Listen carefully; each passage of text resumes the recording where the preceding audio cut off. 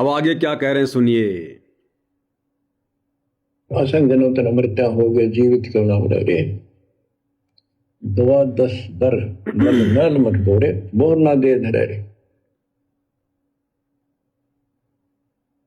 तो बच्चों जीवित मर लो, इन बातों को छाती में धर लो, हृदय में बैठा लो, कति मस्तिष्क में। ये संसार आपका नहीं है, ये परिवार आपका नहीं, ये संपत्ति या कार कोठी तेरी नहीं, गरीब काया तेरी है नहीं, ये माया कहां से वो। चरण कमल में ध्यान रख, इन दोनों को खो, इनको भूल जा। अपने गुरु जी के चरणों में ध्यान रख, उनके बताए दिशा निर्देश के आदेश से आधार से अपना जीवन निर्वाह कर। क्या कह रहे हैं गुरुदेव भगवान? बच्चों, इन बातों को हृदय में बैठा लो, गांठ बांध लो। ना ये परिवार आपका है, ना ये संपत्ति आपकी है, ना ये बेटा बेटी आपके हैं। और एक दिन आपने यहां से जाना है, सब कुछ आपका यहीं रह जाएगा। ये परम सत्य है, कटु सत्य है। इसलिए परमात्मा कहते हैं कि हमने केवल दो बातों को हमेशा ध्यान में रखना चाहिए अगर भक्ति सफल करनी है तो। सबसे पहली मौत, कि मेरी मृत्यु होगी, ये परम सत्य है। हम मृत्यु लोक में रह रहे हैं। मैं चाहे राजा हूं, चाहे महाराजा हूं, चाहे धनपति हूं, चाहे कुबेरपति हूं, चाहे कितना बड़ा मेरा परिवार है, कितनी संपत्ति है, लेकिन मैं मरूंगा। मैं यहां सदा नहीं रहूंगा। ये सब कुछ मुझे छोड़कर जाना है। इस बात को हमने अपने हृदय में बैठा लेना चाहिए। अगर बैठा लेंगे तो फिर आवश्यकता से ज्यादा वस्तु संग्रह करने की हमारे अंदर इच्छा उत्पन्न नहीं होगी। फिर जब पता है कि छोड़कर जाऊंगा। और दूसरा, मुझे परमात्मा के दरबार में जाकर उनसे आंखें मिलानी है। जो कर्म मैं यहां पर कर रहा हूं, जैसी भक्ति मर्यादा तोड़कर या मर्यादाओं में रहकर मैं कर रहा हूं, जो कर्म कुकर्म मैं कर रहा हूं, ये शरीर छूटने के बाद मुझे परमात्मा के सामने जाकर हिसाब देने के लिए खड़ा होना पड़ेगा। तुमने उस दरगाह का महल नहीं देखा, धर्म राय के तिल तिल का लेखा। तो गुरुदेव कह रहे हैं, ना ये परिवार तुम्हारा, ना ये संपत्ति तुम्हारी, और ना ये लोक तुम्हारा। इस बात को हृदय में गांठ की तरह रख लो, तब ये भक्ति बनेगी, अन्यथा नहीं बनेगी। और फिर क्या कहा गुरुदेव ने? मोस्ट इंपॉर्टेंट बात, अपने गुरुदेव के चरणों में ध्यान लगाओ। अपने गुरुदेव के चरणों में ध्यान लगाओ। क्या कह रहे हैं, ध्यान से सुनिए। वो चरण कमल में ध्यान रख, इन दोनों को खो, इनको भूल जा। अपने गुरु जी के चरणों में ध्यान रख, उनके बताए दिशा निर्देश के आदेश से आधार से अपना जीवन निर्वाह कर। क्या कह रहे हैं गुरुदेव? अपने गुरुदेव के चरणों में ध्यान रखो। माया तेरी है नहीं, ये काया कहां से होए। काया तेरी है नहीं, ये माया कहां से होए। चरण कमल में ध्यान रख, इन दोनों को खो। अपने गुरुदेव के चरणों में ध्यान रखो, उनके बताए दिशा निर्देश अनुसार चलो। तो आज गुरुदेव भगवान के चरणों में ध्यान रखकर उनके द्वारा बताए गए सत्संगों के आधार से, दिशा निर्देशों के आधार से संगत में कौन चल रहा है? क्या शतलोक आश्रमों से जुड़े भाई बहन, क्या सतगुरु रामपाल जी के कलयुगी बेटा बेटी, भाई बंधु रिश्तेदार गुरुदेव के चरणों में ध्यान रखकर उनके द्वारा बताए निर्देशों के अनुसार चल रहे हैं? बिल्कुल नहीं चल रहे। सारे भक्ति विरुद्ध कर्म उन्होंने संगत से करवा दिए, खुद भी किए, और इतना समझाने के बावजूद लगातार कर रहे हैं। गुरुदेव के चरणों में ध्यान किन आत्माओं ने रखा हुआ है? साध संगति से जुड़े सत्सेवक भाई बहनों ने। क्योंकि गुरु के चरणों में उन्हीं आत्माओं का ध्यान लग सकता है जिन आत्माओं ने नास्त्रिदमस की भविष्यवाणी के अनुसार कि उस शायरन को, उस संत को अपना इष्ट देव मानकर, अपना आराध्य देव मानकर उनको सिंहासनस्थ करके, उनको आसन पर बैठाकर उनकी पूजा करें। तो ये कार्य कौन कर रहे हैं? नास्त्रिदमस जी की भविष्यवाणी के अनुसार इस प्रकार से गुरु चरणों में ध्यान रखकर भक्ति मार्ग पर कौन चल रहे हैं? साध संगति से जुड़े भाई बहन। तो जो आत्माएं अपने गुरु को ही परमपिता परमेश्वर मानकर भक्ति मार्ग पर चलेंगी, वही आत्माएं तो उनके सत्संगों को आधार बनाकर उनके दिशा निर्देशों के अनुसार चल सकती हैं, और तभी हमारी आत्मा का कल्याण संभव है। तो गुरुदेव के जो विशेष संदेश हैं, उन विशेष संदेशों के अनुसार वर्तमान में भक्ति केवल साध संगति में हो रही है। आगे क्या कह रहे हैं पूज्य गुरुदेव भगवान? ये विशेष संदेश हैं भाई और बहनों, हमें बहुत गहरी गहरी शिक्षा देंगे, और हमने इन शिक्षाओं पर अमल भी करना है और इन शिक्षाओं पर हमने चलना भी है। क्या कह रहे हैं गुरुदेव भगवान? बच्चों, आंख खोल लो, बार बार ये बातें बताई जाती है। जब ऊक चुक हो जाएगी फिर तो रोना शेष रहेगा, नथिंग एल्स। गुरुदेव कह रहे जरा सी उक चुक हो जाएगी ना, फिर तो रोना ही शेष रहेगा, नथिंग एल्स, इसके अलावा और कुछ नहीं। यानी जो मर्यादाओं को हल्के में ले रहे हैं, सतगुरु को हल्के में ले रहे हैं, सतगुरु के रहते सहते उनको ना पहचान कर एक दाढ़ी मूंछ वाली कबीर जी की समझे जाने वाली बेजुबान मुर्दा फोटो को भगवान मानकर पूज रहे हैं, देखम देखा उनके कलयुगी परिवार के पीछे चल रहे हैं भेड़ चाल में। गुरुदेव कह रहे हैं बच्चों सावधान हो जाओ, हल्के में मत लो। अगर जरा सी चूक हो गई फिर भोगना शेष रहेगा, फिर ये बात तुम्हारे समझ में आएगी नहीं कि ये हो क्या गया है। सुनिए बच्चों, आंख खोल लो, बार बार ये बातें बताई जाती है। जब ऊक चुक हो जाएगी फिर तो रोना शेष रहेगा, नथिंग एल्स। इस मार्ग में अहंकार इंसान को मारता है। किस चीज में अहंकार करो? माया होगी तो अहंकार होगा, कोई पोस्ट पद ठीक सी होगी तो अहंकार होगा, शरीर स्वस्थ है, थोड़ी सी जान, अहंकार हो गया। एक परिवार में 5-4 लाठी ठानिये हो गए तो अहंकार हो गया, और अपने बॉडी की ताकत का अहंकार, और भी सैकड़ों कारण है जो इंसान के मन में दोष पैदा हो जाता है। तो ये इंसान का सबसे बड़ा खतरनाक शत्रु है। परमात्मा को अहंकार पसंद नहीं, और छोटी मोटी गलती को माफ कर सकता है। क्या कह रहे हैं गुरुदेव कि परमात्मा को अहंकार बिल्कुल भी पसंद नहीं है। ईमान बढ़ाई परमात्मा को बिल्कुल भी पसंद नहीं है, और यदि छोटी मोटी कोई त्रुटि जाने अनजाने में हो जाती है तो परमात्मा क्षमा कर देता है। लेकिन अहंकारी जीव को, अहंकारी भगत को परमात्मा कभी भी स्वीकार नहीं करता है। और अहंकार कई प्रकार से हो जाता है। गुरुदेव कह रहे हैं धन का अहंकार हो जाता है, जिसके पास माया ज्यादा हो, जमीन ज्यादा हो, कोई प्लाट फालतू हो, बड़ा मकान हो, बैंक बैलेंस अच्छा हो, परमात्मा कहते हैं अहंकार का आना निश्चित है। तो आप और हम भगत भाई बहनों ने सावधानी बरतनी है। ये माया जाल है जो गुरुदेव हमें बता रहे हैं। तो धन का अहंकार हमने कभी भूलकर भी नहीं करना है। इसको हमने मिट्टी समझना है, मिट्टी, और ये है भी मिट्टी। जब हम सतलोक से आए थे ना, तो वहां से नोटों के बंडल लेकर नहीं आए थे, सोने चांदी लेकर नहीं आए थे। ये सब कुछ कहां से बना है? 5 तत्व से।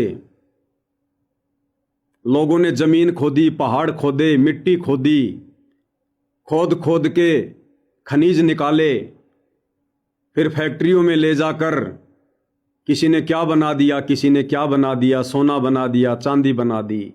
पेड़ काट काट के लोगों ने नोट बना दिए। ये सब कुछ भाई और बहनों मिट्टी है, मिट्टी। सब कुछ 5 तत्व से बना हुआ है। इस संसार की हर एक वस्तु, यहां तक आप और हमारे शरीर भी मिट्टी से बने हैं, क्योंकि अन्न कहां से पैदा हुआ? मिट्टी से। अन्न को खाने के बाद फिर स्त्री और पुरुष के संयोग से, रज और बीरज से आप और हमारी उत्पत्ति हुई। और रज और बीरज कैसे बना? अन्न खाने से बना। अन्न कहां से पैदा हुआ? मिट्टी से पैदा हुआ। तो आप और हमारे शरीर भी मिट्टी से बने हैं। तो किस चीज का अहंकार करें भाई और बहनों हम? फिर गुरुदेव कहते हैं किसी का शरीर हट्टा कट्टा है, कोई पहलवान टाइप का है, तो अहंकार आ जाता है। तो आप और हमने शरीर का भी अहंकार नहीं करना है। कब और किस समय ये मिट्टी में मिल जाए, कब ये नष्ट हो जाए, कब इसको अधरंग मार जाए, पैरालाइसिस हो जाए, तो आप और हमने शरीर का भी अहंकार नहीं करना, इसको मिट्टी समझना है। किसी के 2, 4, 5 लड़के हट्टे कट्टे हैं तो गुरुदेव कह रहे हैं संतान का अभिमान हो जाता है, अहंकार हो जाता है। तो आप और हमने संतान का अहंकार नहीं करना। किसी की औरत सुंदर है उसको अहंकार हो जाता है, किसी का पुरुष सुंदर है उसको अहंकार हो जाता है, किसी के पास में पैतृक संपत्ति है, बहुत ज्यादा जमीन है, उसका अहंकार हो जाता है। तो गुरुदेव हमें सारे माइनस पॉइंट बता रहे हैं कि ये काल कहीं न कहीं कोशिश करेगा तुम्हारे अंदर किसी न किसी वस्तु को लेकर अहंकार पैदा करने की। और यदि तुम्हारे अंदर जरा भी अहंकार उत्पन्न हो गया उन वस्तुओं का, परमात्मा उस भगत से 100 कोस दूर हो जाता है। हमने हर एक वस्तु, भगत ने हर एक वस्तु अपने शरीर का कतरा कतरा अपने गुरुदेव भगवान के चरणों में नाम दीक्षा लेते ही समर्पित कर देना चाहिए कि तन मन धन सब तेरा, तेरा तुझको अर्पण क्या लागे मेरा। जब हमने स्वयं को गुरुदेव के चरणों में समर्पित कर दिया तो हमारे से जुड़ी हुई प्रत्येक वस्तु गुरुदेव भगवान को समर्पित हो जाती है। फिर भला अहंकार किस बात का? तो गुरुदेव हमें सावधान कर रहे हैं, तभी हमारी भक्ति बनेगी। और लास्ट में गुरुदेव ने क्या कहा कि बच्चों, अहंकार, जिस प्राणी में जरा भी अहंकार है किसी भी बात को लेकर, परमात्मा उसे स्वीकार नहीं करता, वो भगत अपनी भक्ति सफल नहीं कर सकता। और परमेश्वर जी ने क्या बताया कि अहंकार में सबसे ज्यादा बल है, सबसे ज्यादा बल। 5 विकार बताए ना परमात्मा ने, काम, क्रोध, लोभ, मोह, अहंकार। काम यानी काम वासना, विषय वासना, इसके अंदर 10,000 हाथियों जितना बल है, इतनी पावर है। यानी जब जब हम भगत भाई बहन शारीरिक संबंध बनाते हैं, स्त्री या पुरुष, तो ये काल बली हमारी कितनी आध्यात्मिक शक्ति को खींच लेता है, हमारी कितनी भक्ति कमाई को खींच लेता है। 10,000 हाथियों जितनी शक्ति ये काल अपने अंदर खींच लेता है।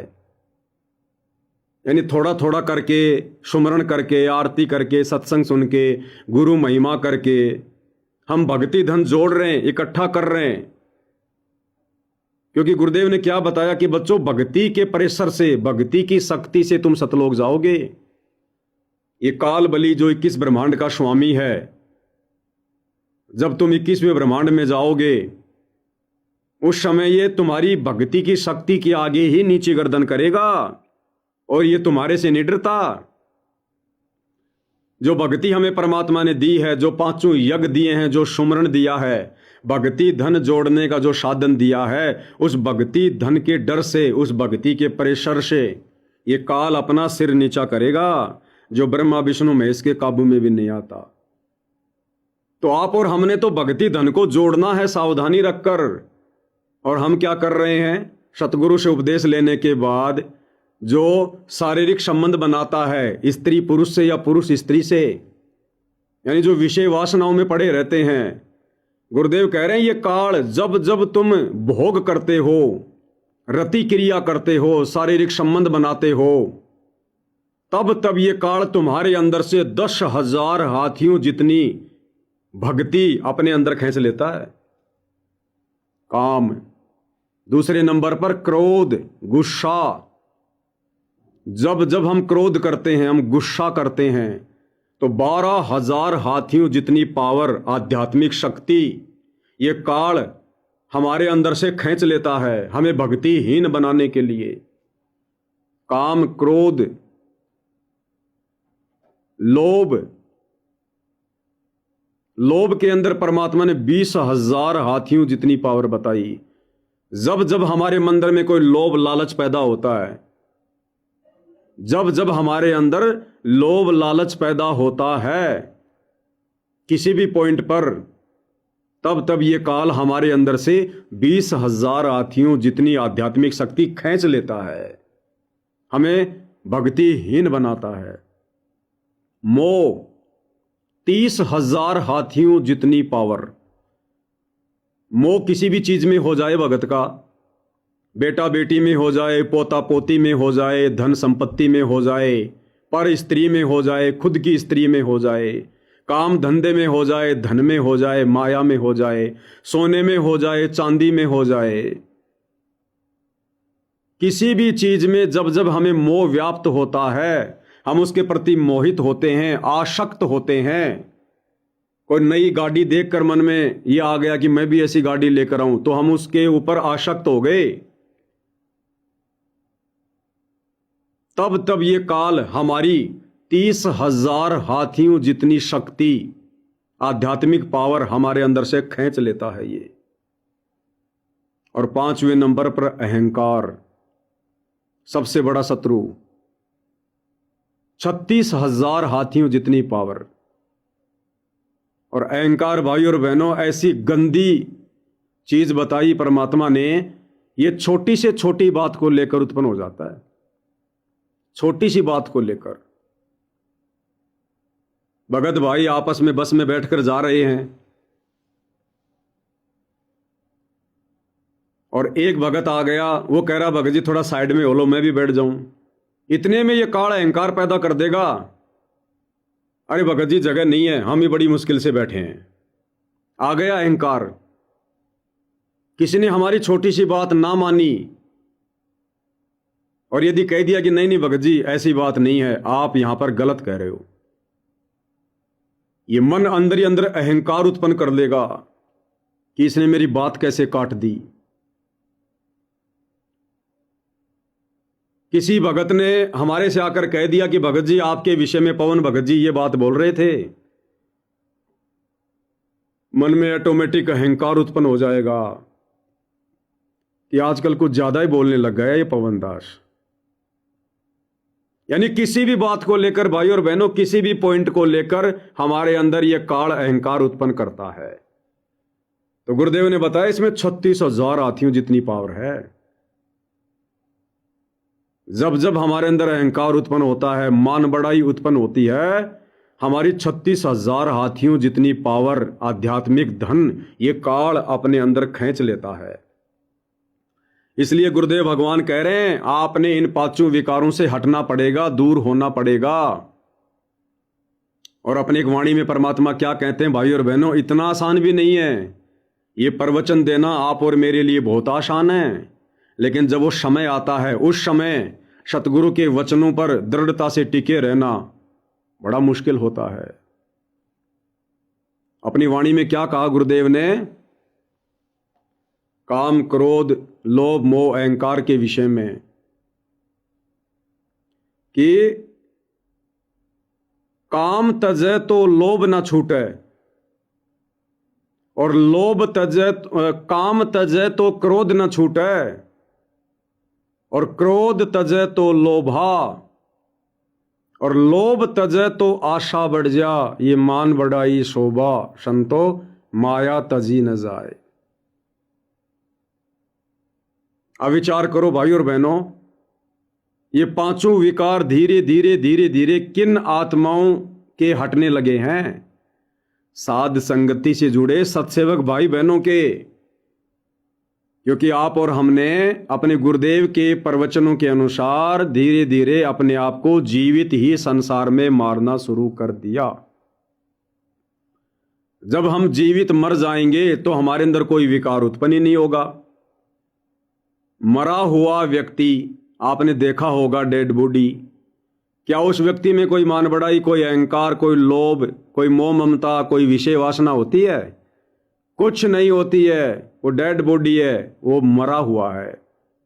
तो गुरुदेव भगवान चाहते हैं कि तुम इस ज्ञान को आधार बनाकर, इस तत्व ज्ञान को अपना हथियार बनाकर तुम जीवित मरने की प्रैक्टिस करो। यो गुरु ज्ञान विज्ञान वाणी, जीवित ही जग में मरो। तब भाई और बहनों हम भक्ति के योग्य बनेंगे, तब ये काल अपना सिर नीचा करेगा, तब ये हमें यहां से जाने का रास्ता देगा। अन्यथा यदि हम इन पांचों विकारों में इसी प्रकार से पड़े रहे, सड़ते रहे, तो भक्ति धन तो ये काल खींचता रहेगा, सतलोक क्या हम खाक जाएंगे। और परमात्मा नहीं कहेगा कभी भी कि तू फेल हो गया, तू फेल हो गया। परमात्मा तो यही कहेगा, बेटा भक्ति कर सतलोक चलेंगे, बेटा भक्ति कर सतलोक चलेंगे, जहाज के जहाज भर के चलेंगे। टीचर कभी नहीं कहता कमजोर से कमजोर बच्चे को भी कि तू फेल हो जाएगा, तू फेल हो जाएगा। टीचर हमेशा यही कहता कि बेटा पढ़ाई कर, बेटा पढ़ाई कर, पास हो जाएगा, पास हो जाएगा। तो ये तत्व ज्ञान गुरुदेव ने पिछले 30 वर्षों से आप और हमें दिन रात एक करके दुनिया से दुश्मनी मोल लेकर गुंडा और बुंडा कहलवाकर इसीलिए दिया है कि हम इस ज्ञान को आधार बनाकर भक्ति मार्ग पर आगे बढ़ें।